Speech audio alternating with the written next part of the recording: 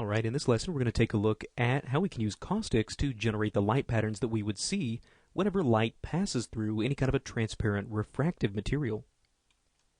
Alright, so this is the scene that we're going to be working with, and we have these three transparent bottles, and what we want to be able to do is get sort of the refractive caustic patterns that we would normally see whenever light passes through this kind of a material or these kind of objects. So what we have right now is definitely not a caustic pattern. It's just sort of a transparent shadow, and these are three different architectural materials, and again we'll talk about these architectural materials a little bit later in this training kit. So what we want to do is take a look at the process of actually setting up this caustic effect. Now these caustics are going to be generated by photons, and they're pretty much the same photons that we have been working with to do the global illumination effects. Now, one thing that I haven't mentioned up to this point that is very important to keep in mind whenever using caustics is that the photons that are going to be emitted from any kind of a light source are going to follow the same emission pattern as the direct illumination. Now, what that means is if you have something like an omnidirectional light that emits light out in 360 degrees, out in all directions, the photons are going to be emitted in that same sort of a pattern out in all 360 degrees. Now with something like a spotlight, where we have a cone of concentrated light that moves in one direction, the photons that are emitted from this light are going to move in that same pattern. We're going to have a cone of those sort of caustic photons, or any kind of photons in general. Now this becomes really, really important whenever using caustics, because unlike global illumination, where we would throw caustics out in all different directions and let them bounce around in the scene and come back to us, really we want the caustic photons to be concentrated in one area, because there's more than likely only going to be just a very few objects in our scene that are going to require any kind of a caustic effect.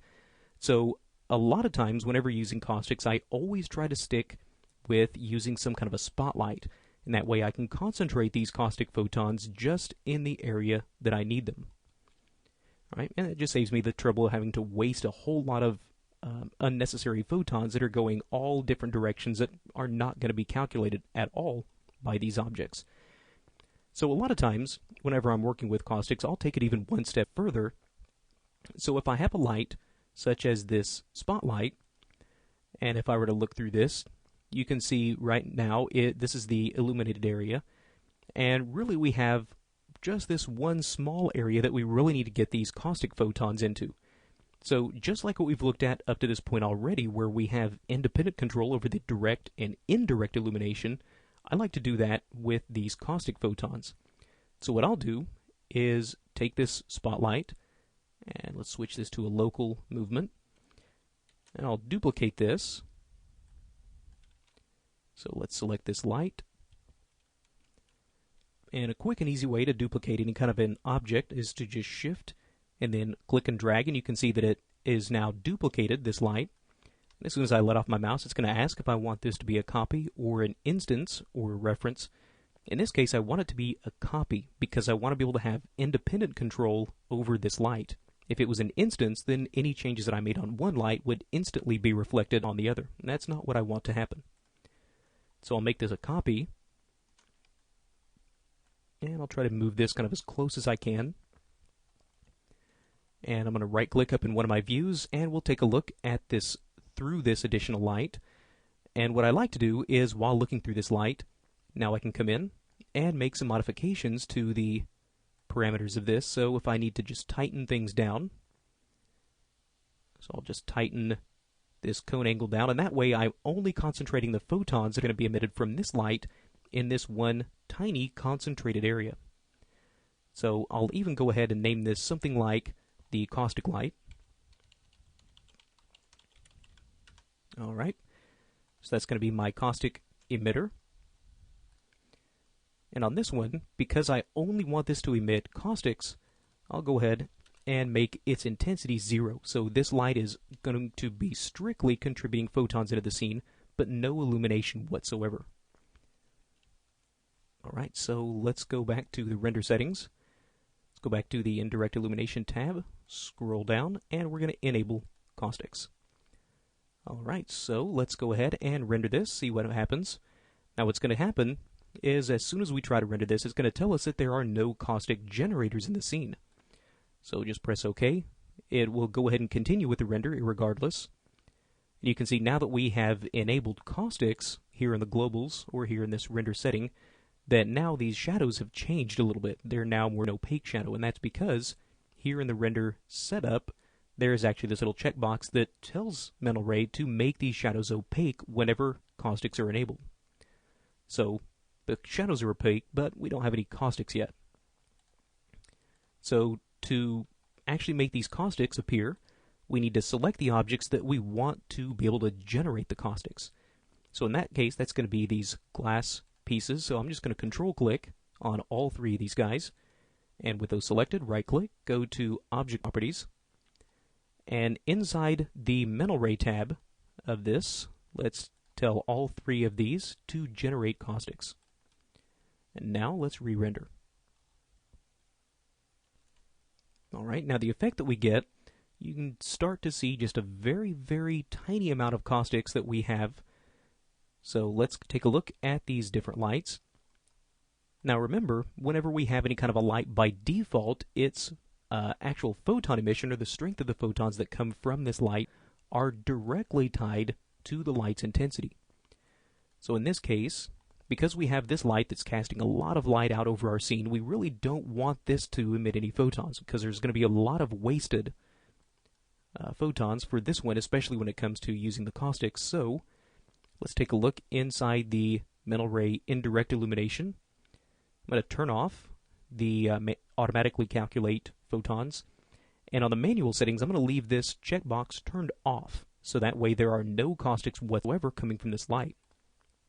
Now for this one, the caustic light, let's turn this checkbox off for the automatically calculate, and we'll turn the manual settings on, so that way, even though we have the intensity set to 0 for the direct illumination, we should now be able to pump out some photons. So let's see what that does for us. Alright, so right now we just kind of have this big white blown out mess, and that's probably because the intensity, or the energy that these photons have, is probably way too high. So let's start by taking this down. Let's try something like maybe 1,000 to start with. Looks like these need to lose quite a bit of energy, so I'm going to start by dropping this down to a pretty drastic value. Alright, and actually that helped a lot. So let's come back and maybe give this just a little bit more of a bump, because we do have these a little bit too dim right now, so maybe taking this back up to maybe around 1,500 for the energy. Alright, excellent. So a lot of these settings you really should pretty much recognize from the global illumination settings. Really, they're pretty much identical, although we do have independent control over the number of caustic photons and the number of GI photons. Now we do have a little bit of a difference when it comes to working with caustics versus GI, and that is whenever we're using GI photons, the goal is to try to get them as soft and as blurry as possible so we can get even lighting.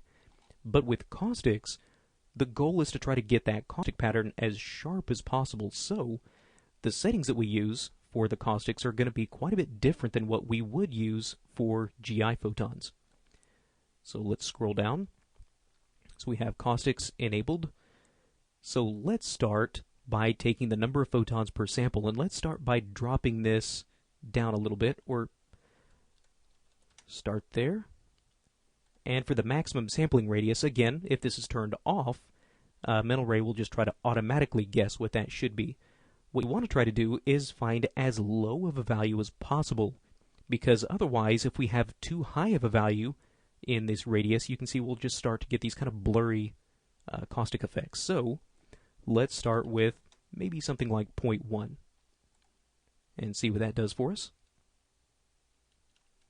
Alright, you can see that definitely tightens things down a little bit, but it's still pretty noisy, and probably due to the fact that we just don't have enough caustic photons in here yet. So let's go back to the caustic emission, and let's take the number of caustic photons, and let's increase this from, let's say, 10,000 to maybe 100,000.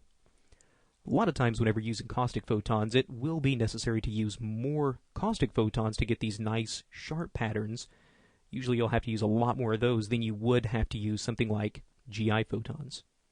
And you can see immediately now that starts to make a big difference. Now that we have more caustic photons, there's a little bit more data here for it to actually be able to sort through and kind of blend some of these things together. So that's actually starting to look pretty nice. Let's go back to the render setup. And let's go back to some of these different settings. One thing I also like to do is on the filtering method, instead of a box, I like to use a cone method, which tends to kind of bring out some of these highlights and some of these brighter areas a little bit better when it comes to actually blending some of these pieces together. And let's actually take this number of photons per sample and start to raise this up. Hopefully that will start to eliminate a little bit of the speckling and some of the noise. But for right now, I'm going to keep the sampling radius fairly low because I do like the amount of detail that we're getting in this. Alright, so starting to now get a little bit more of an improvement here. So let's take the number of caustic photons and let's see if we can't introduce a little bit more in here.